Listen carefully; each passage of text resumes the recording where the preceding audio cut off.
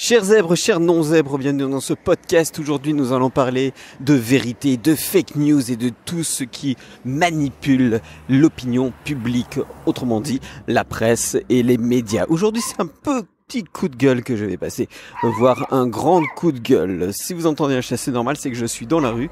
Changement de décor, je vais directement dans un lac. En attendant, avant de vous parler de tout ça, je voudrais que vous vous abonniez à ce podcast et que si vous aimez, à la fin de ce podcast, voilà, vous mettez 5 étoiles et un commentaire sympa et positif. Vous pouvez vous abonner sur Apple Podcast, Spotify et sur YouTube avec la cloche aussi pour avoir la notification. Voilà, je reviens pas là-dessus si vous avez écouté les autres podcasts. Je rentre dans le vif du sujet tout de suite. Les fake news, vous en êtes abreuvés tous les jours, tous les soirs, un petit peu partout. Alors il y a des gens qui me disent oui mais moi les fake news tu vois... Il n'y a pas de souci parce que de toute façon, je me fais mon opinion par moi-même parce que je ne regarde pas les infos. Ok, vous ne regardez pas les infos, mais vous regardez peut-être Internet, vous regardez Twitter, vous regardez Facebook, vous regardez Instagram, vous regardez les réseaux sociaux. Eh ben, j'ai une très mauvaise nouvelle pour vous. C'est la même chose. Donc, toutes les personnes qui disent « Moi, je regarde plus la télé, donc je me fais plus du tout manipuler par la télé », bah non les gars, ou les filles hein, d'ailleurs, c'est unisexe. Bah non en fait, parce que même si vous ne regardez plus les infos, même si vous ne regardez plus le journal de 20h, le journal de 13h, si vous regardez pas BFM TV, CNews, il y a quoi d'autre, LCI, France Info et consorts. Et ça veut pas dire que vous n'êtes pas du tout manipulé par les médias. Ça veut juste dire que vous ne regardez pas la télévision et ses émissions en particulier. Mais en revanche, ce qui peut se passer, c'est que vous pouvez regarder Internet. Vous pouvez consulter YouTube. Vous pouvez consulter Facebook. Vous pouvez consulter Twitter. Vous pouvez consulter Instagram, Pinterest, LinkedIn, que sais-je, n'importe quel autre réseau social qui peut vous abreuver du matin au soir de news vraies et de fake news. Fake. Dire faux. Alors, pourquoi je vous parle de ça ? Parce que en ce moment, ça m'énerve.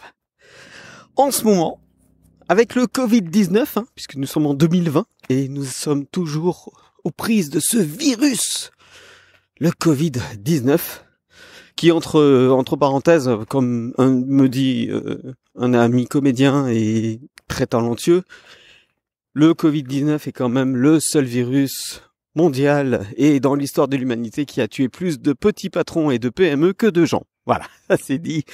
On n'en parle plus, vous savez que je suis politiquement incorrect, donc si vous n'aimez pas mon style, j'en suis désolé.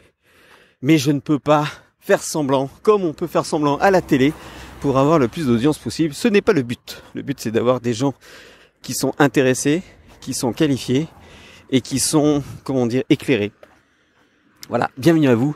Si vous faites partie de ces gens-là, vous êtes dans le bon podcast. Donc, pour revenir aux fake news. Oui, je suis en train de marcher, c'est pour ça que je respire et que vous m'entendez respirer de temps en temps. Rien n'est faux dans ce podcast. Rien n'est faux. Donc, pour en revenir aux fake news, en ce moment, il y a une polémique qui fait rage. C'est les anti-masques. Les personnes qui ne veulent pas porter le masque partout. Voilà. Bon, déjà, il n'y a aucune étude qui stipule qui montre l'efficacité des masques. Voilà.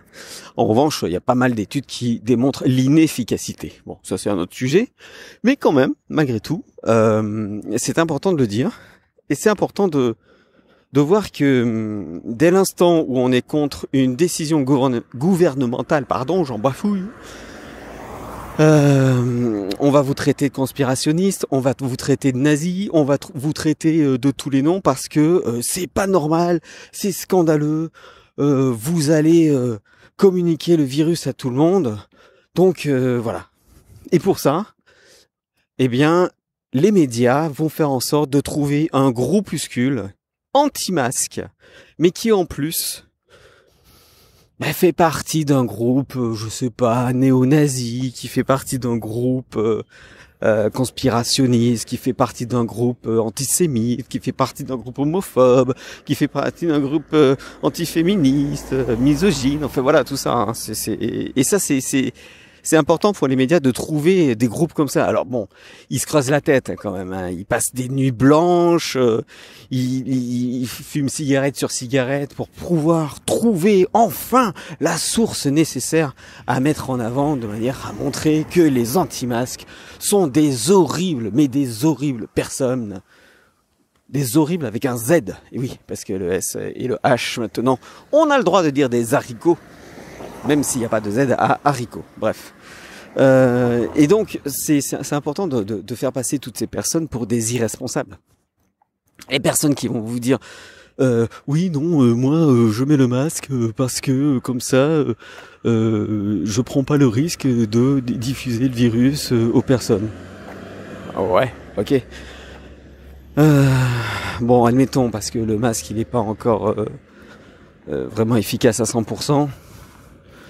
Voire à 60%, il est efficace peut-être.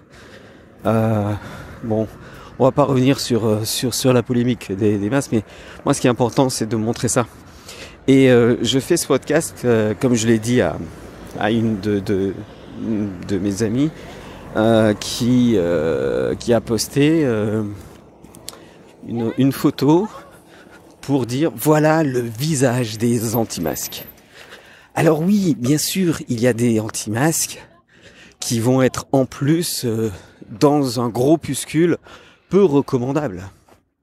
Mais le but des médias, c'est de montrer que ces personnes qui sont peu recommandables, elles sont en plus anti-masques. Et dans la tête des gens, dans la tête de pas mal de gens, ils vont faire le raccourci. Anti-masque égale néo-nazi. Donc toutes les personnes qui seront anti-masques, qui ne voudront pas porter le masque et qui ne voudront pas être soumis, puisque c'est un test de soumission quand même, toute cette histoire de masque obligatoire, puisqu'il était obligatoire maintenant uniquement. Il est obligatoire maintenant uniquement parce que y a des masques, hein, parce que donc il faut refourguer le stock, hein, et quand il n'y en avait pas, il n'était pas obligatoire. C'est étrange. Et puis en plus maintenant il est obligatoire alors qu'il n'y a plus personne dans les hôpitaux, ou très peu. Hein. Il y a plus de morts hein, pour l'instant. Il y a que des cas. Il y a que des nouveaux cas. Oui, encore un nouveau cas, encore 1500 cas, encore un nouveau cluster. Forcément les gars, vous êtes en train de faire des tests. Donc avec les tests, vous allez avoir beaucoup plus de cas que si vous faisiez pas de tests. Mais ça amène à quoi ces tests en fait? C'est que les gens ont juste été contaminés, ont juste été infectés il y a quelques temps, et voilà. Et puis on n'en parle plus. Ça veut pas dire qu'ils vont mourir, ça veut pas dire qu'ils vont le transmettre, ça veut pas dire qu'il va y avoir quelque chose. Alors vous allez me dire, ouais, mais il faut quand même en parler quand même, c'est important. Oui, c'est important. Mais ce qui est important aussi, c'est de dire, ce n'est pas parce qu'il y a des nouveaux cas qu'il va y avoir des nouveaux morts. Parce que sinon, vous faites la confusion. Et la confusion, c'est ça la fake news. Et je suis dans mon sujet hein, depuis tout à l'heure, hein, vous n'avez pas l'impression, hein, mais c'est ça la fake news. La fake news, c'est justement de prendre quelque chose de vrai et de le tronquer, ou alors de faire une interprétation qui est fausse. Et j'en avais déjà parlé dans un des podcasts précédents, mais je voulais aller encore plus loin, puisque la photo qui montre les anti-masques, c'est une photo avec des signes néo-nazis. Bon, l'histoire de tout ça, c'est que lorsque vous avez une photo, lorsque vous voyez une news, vous n'êtes pas journaliste. Donc, vous allez croire la photo, la news, l'article. Sauf que moi, ce que je vous invite à faire, et surtout de plus en plus maintenant, c'est de vérifier tout ça. Alors vous allez me dire, ouais, mais moi je suis pas journaliste, j'ai pas fait d'école de journalisme, je sais pas comment on fait, et puis de toute façon, moi je suis pas virologue, et puis de toute façon, moi je suis pas politicien, donc je fais confiance et c'est normal parce que moi je suis moins intelligent. Et moi je vous dis, mes chers zèbres, ou non zèbres, vous êtes suffisamment intelligent pour vérifier une information. C'est pas une question d'intelligence, c'est une question de logique et de procédure.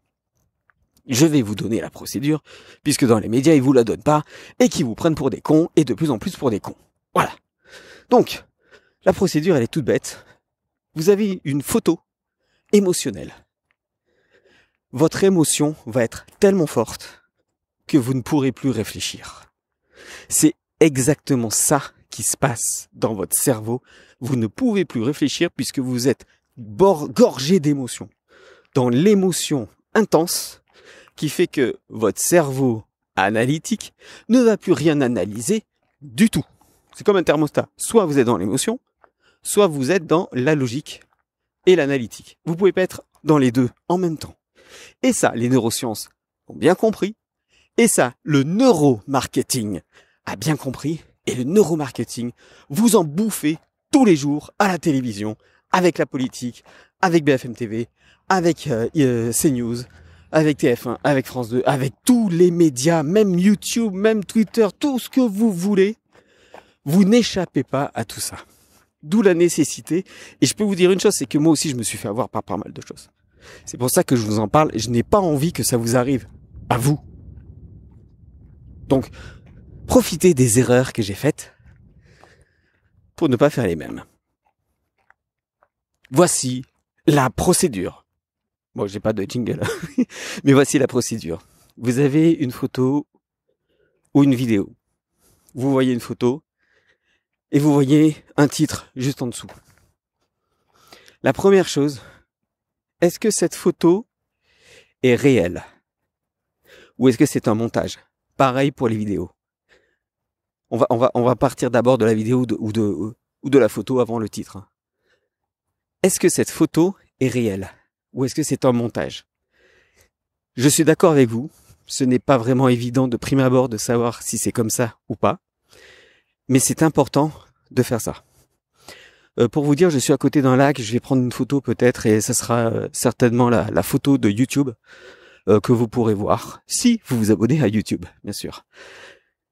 Et pour ceux qui sont uniquement sur le podcast, sur Apple Podcast ou Spotify, vous irez sur YouTube et vous irez voir la photo de ce magnifique lac, enfin de ce lac, tout simplement. Donc tout ça pour vous dire que c'est important de vérifier si la photo est réelle ou alors si c'est un montage. Pareil pour la vidéo. Première chose. Deuxième chose, en imaginant que vous voyez que la photo est réelle et qu'elle n'a pas été tronquée, que ce n'est pas un montage, mais elle a été prise en quelle année? En quelle année cette photo a été prise? Et est-ce que cette photo a été prise dans le lieu indiqué? Il y a quelque temps, je me suis fait avoir par une photo comme ça qui montrait un drapeau français qui brûlait, je crois, ou quelque chose comme ça, et avec des drapeaux algériens tout autour. Et c'était marqué que c'était nouvelles émeutes en France ou un truc comme ça, je sais plus quoi. Pardonnez-moi, je me rappelle plus vraiment de la news, mais c'est pas ça qui est important. Ce qui est important, c'était que la photo qui illustrait le propos, qui illustrait le journal, enfin le titre, la news, c'était une photo qui n'avait pas été prise en France, mais lors des printemps arabes, je crois, donc il y a quelques années, et qui servait d'illustration à cet article pour donner encore plus d'émotion, pour créer un choc émotionnel et pour faire en sorte de vous tromper. Voilà. C'est-à-dire que la photo n'était pas du tout en adéquation avec le titre. En revanche, elle illustrait bien l'émotion qu'on voulait vous faire véhiculer et surtout vous provoquer. Donc vous allez voir la photo, ouais, c'est scandaleux, et hop, vous allez partager. Vous allez partager sur Twitter, sur Facebook, sur tous les réseaux sociaux. Et en fait, vous allez être juste un vecteur de fake news. Parce que la photo n'a rien à voir. Pour ça, vous pouvez tout simplement faire un clic droit sur sur téléphone, je sais pas trop comment faire. Bon, j'essaierai de voir et je mettrai ça en description de ce podcast. Un clic droit et vous mettez recherche image par Google Images. Vous faites Google Images. Vous cliquez sur l'image et vous allez voir la photo quand c'est qu'elle a été prise. Quand est-ce qu'elle a été prise? Quand cette photo a été prise? Et là, vous verrez si La news qui date de 2020, par exemple, est illustrée par une photo qui date de 2015. Et je vous assure que c'est déjà arrivé et je me suis déjà fait avoir. Ça, c'est la première chose. La deuxième chose, le titre. Le titre, est-ce que ce titre est orienté ou neutre? Quand je lis le vrai visage des anti-masques, il n'y a pas de doute, c'est forcément leur vrai visage. En revanche, si j'avais eu les anti-masques et un des visages possibles, ah ben là, c'est autre chose. Ça veut dire que ce ne sont pas tous les anti-masques, mais certains. Et dans ce cas, bah, on est dans du journalisme neutre et non pas orienté. Le titre est important. Est-ce que ce titre est orienté politiquement? Est-ce que le titre est orienté idéologiquement? Si vous regardez bien les titres, vous allez voir des orientations politiques, géopolitiques, idéologiques. Et là, faut pas se faire avoir. Et c'est facile de se faire avoir et de partager sur Twitter, sur Facebook, sur son mur, sur tout, et d'en parler à tout le monde. Ouais, regarde ce qui s'est passé. Ouais? Dis donc, t'as lu l'article? Non, attends, je répète. Avant de partager, est-ce que tu as cliqué sur le titre et est-ce que tu as lu l'article? Non. La plupart du temps, non. Tu n'as pas lu l'article. Tu ne sais pas ce qu'il y a dans l'article. Et ça, ils ont très bien compris aussi en neuromarketing que de toute façon, les gens ne lisent pas les articles, ils ne lisent que les titres. Et vous pensez avoir l'info. Vous n'avez pas l'info. Vous avez juste une émotion, une anecdote à raconter à la machine à café. Mais vous n'avez pas une info. Une info, c'est factuel, c'est-à-dire c'est un fait, sans interprétation. Pourquoi est-ce qu'on dit un jeune s'est fait agresser? Et pourquoi est-ce qu'on dit cette musulmane s'est faite agresser par ce blanc catholique qui avait élu Éric Zemmour? C'est deux choses différentes là. Voilà. La deuxième news que je viens de donner, elle est très factuelle. Et elle peut choquer idéologiquement. Mais en tout cas, c'est factuel. Par contre, un jeune s'est fait agresser. Il a quel âge? C'est quoi comme jeune? Par qui il a été agressé? Et on peut faire l'inverse, hein. Donc là, il y a trop de détails d'un côté et pas assez de l'autre. Et on va se faire avoir une fois de plus. Vous cliquez sur l'article. C'est chiant un article à lire parfois parce que c'est très mal écrit, c'est pénible et c'est long. Ben ouais, c'est ça. Et c'est comme ça que vous partagez que les titres. Peut-être pas vous, hein. En tout cas, beaucoup de personnes partagent les titres sans avoir lu l'article. Et c'est comme ça qu'on se retrouve avec des fake news qui passent de mur en mur, de tweet en tweet, et les tweets qui reviennent directement aux journalistes, qui eux-mêmes n'ont pas le temps de vérifier, alors qu'ils ont tout le cursus nécessaire pour vérifier et toutes les connaissances, qui eux-mêmes ne vérifient pas et qui véhiculent parce que la course à l'audience est bien plus importante que la course à la vérité. Voilà. Ce podcast est très long, 19 minutes déjà, j'en suis désolé, mais pour une fois, j'avais des choses à dire, beaucoup. Est-ce que vous lisez les titres ou est-ce que vous lisez les articles en entier? Et puis la troisième chose à vérifier, qui a écrit l'article? Quelle est la source de cet article? Et encore là, c'est même pas évident parce que les gens vont me dire, bah écoute, c'est Le Monde qui a écrit, c'est l'Express, c'est Le Point, le Nouvel Obs, ou l'Obs, je sais même plus comment ça s'appelle, c'est Sud-Ouest, c'est La Croix, c'est Valeurs Actuelles, voilà, c'est... Ok. Et donc ça fait une source fiable. Le problème de tout ça, c'est que les journaux appartiennent à des grands groupes financiers. Essayez de voir si la news en question, qui a été publiée par un de ces médias, si elle est importante pour un grand groupe. Si elle est importante, et si elle va à l'encontre d'un groupe, vous pouvez être sûr qu'il y a un conflit d'intérêts. Et c'est bien ça le problème de la presse. La presse n'est pas libre. La presse n'est pas libre. La presse appartient à des grands groupes financiers. La presse appartient à des grandes richesses.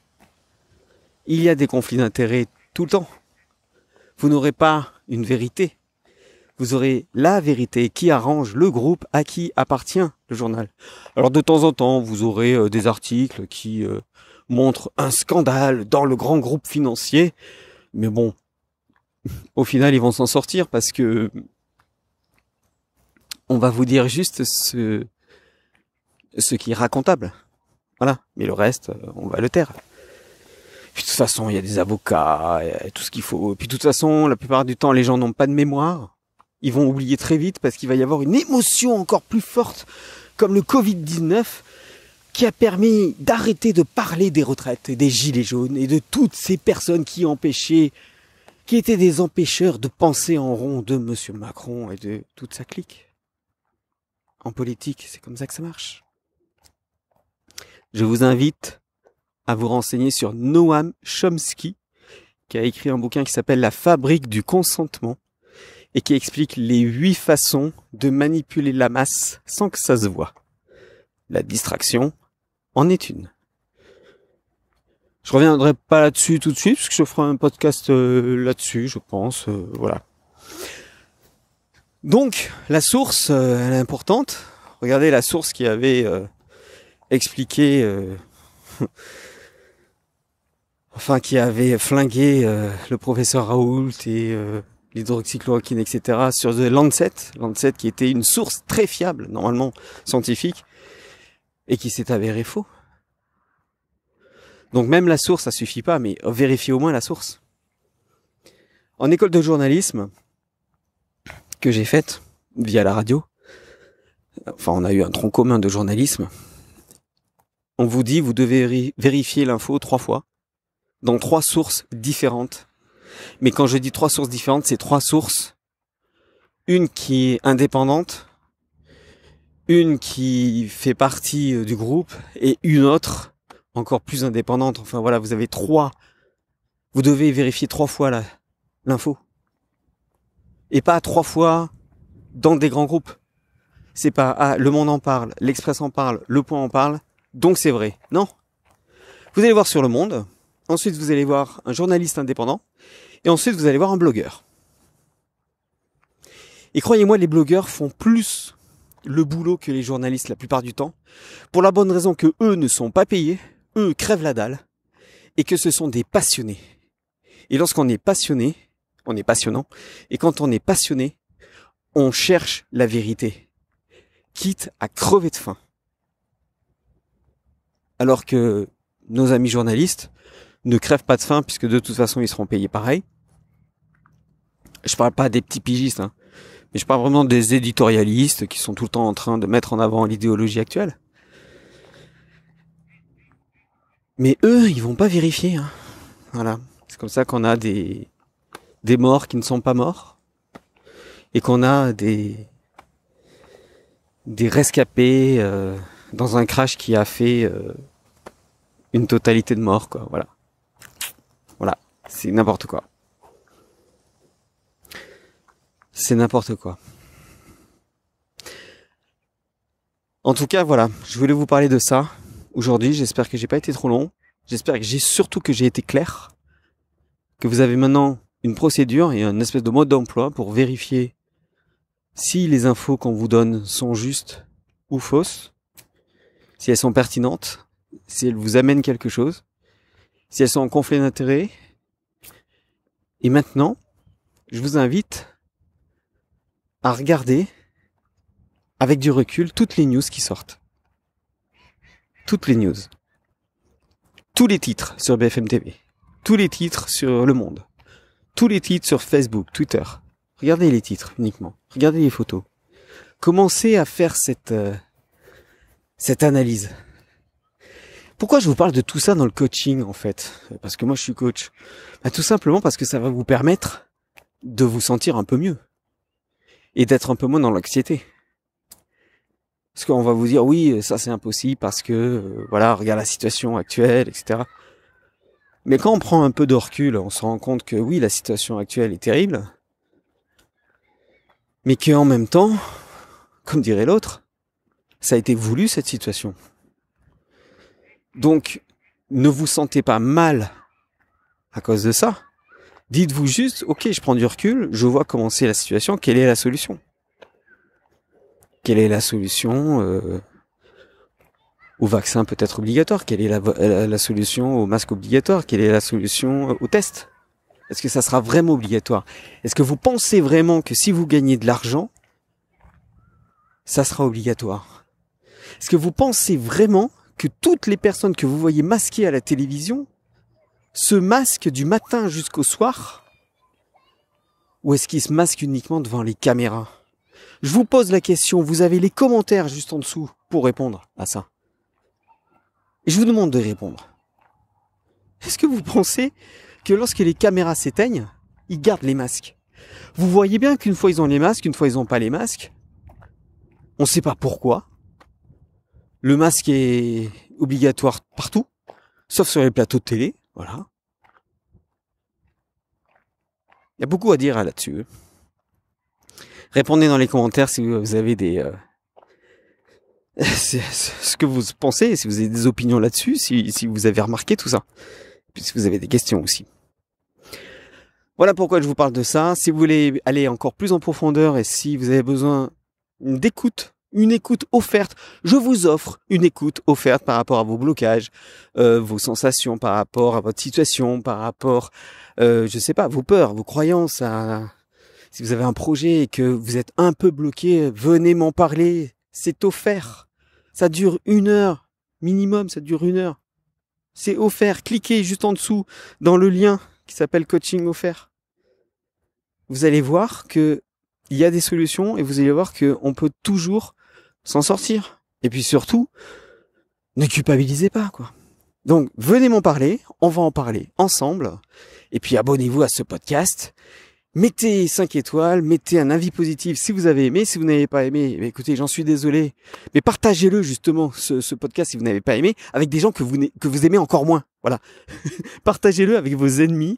Ce sera super. Moi, ça me permettra d'être un peu plus connu et de partager mes idées avec les autres. Voilà.